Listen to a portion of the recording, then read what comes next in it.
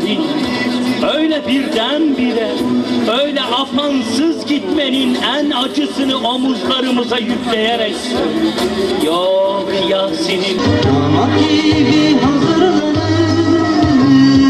güzelce süslenir. Ey şehadet sen benim, aşkımsın canımsın. Aziz Müslümanlar, Kurban Bayramı'nda kurban eti dağıtan gençleri katleden, binadan aşağı atan, araçlarla kafalarını ezen, benzin döküp onları yakan, taşlarla paramparça eden alçak zihniyeti iyi tanımalıyız.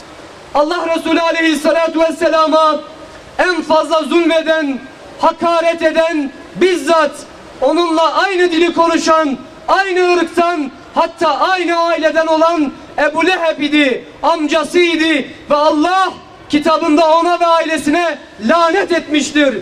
Ve diğerleri, Ebu Cehil ve diğerleri de Allah Resulü'nün amcasının çocuklarıydı. Hepsi aynı dilleri konuşuyorlardı. Sözde entelektüel PKK'nın bu hunharca saldırısına destek vermektedir.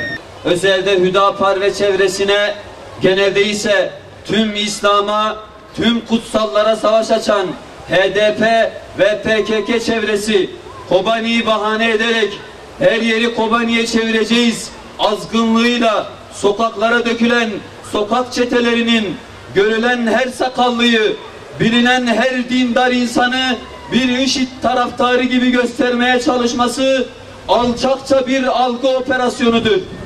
Mütedeyyin dindar insanların linç edilerek vahşice katledilmesi yüreklerinde sakladıkları İslam düşmanlığının açık bir tezahürüdür. Tekbir! Tekbir! Tekbir! PKK çeteleri mütedeyyin insanların iş yerlerine, evlerine, araçlarına saldırıyor ve hatta sadece sakallı olmasından dolayı vatandaşlarımızı katlediyorlar. Bu saldırılar aslında direkt İslam'a ve Müslümanlara yapılmıştır. Bunun başka bir izahı yoktur. Bunun Kobani ile hiçbir alakası yoktur. Ve hiçbir alakasının olmadığı yaptıkları eylemlerden de anlaşılmaktadır. Başkaları için kıyameti koparıyordunuz.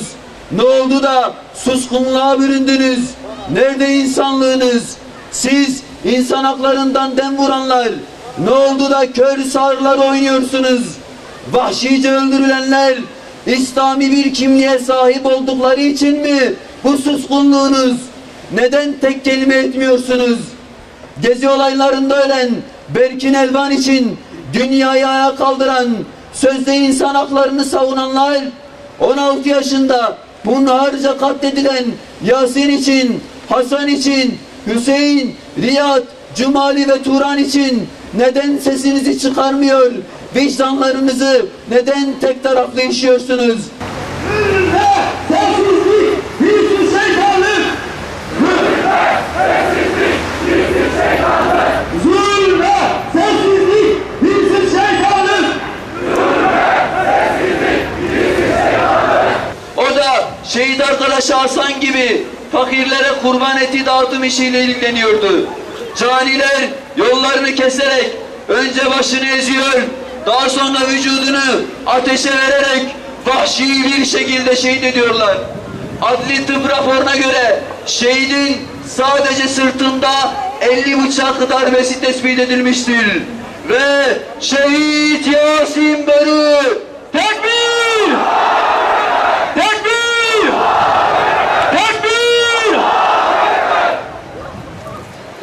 Müslümanların kanlarını döken, kendini Kürtlerin hamisi olduğunu iddia edenler ve yıllardan beridir peygamber sevdalarının bu çalışmalarını hazmedemeyen, onun sevdalarını şehit eden derin güçlerin şımarık çocuğu olan PKK, BDP, HDP alçaklarına diyoruz ki aklınızı başınıza toplayın. 2011 yılında Hakkari Yüksekova'da kanını döktüğünüz şehit Ubeydullah Durna'dan 2014'te 16 yaşındaki Yasin Börü'ye kadar gerçekleştirdiğiniz bütün saldırıların, yakıp yıktığınız bütün İslami derneklerin, camilerin, Kur'an kurslarının ve tüm İslami oluşumlarının hesabını er veya geç vereceksiniz. Tekbir!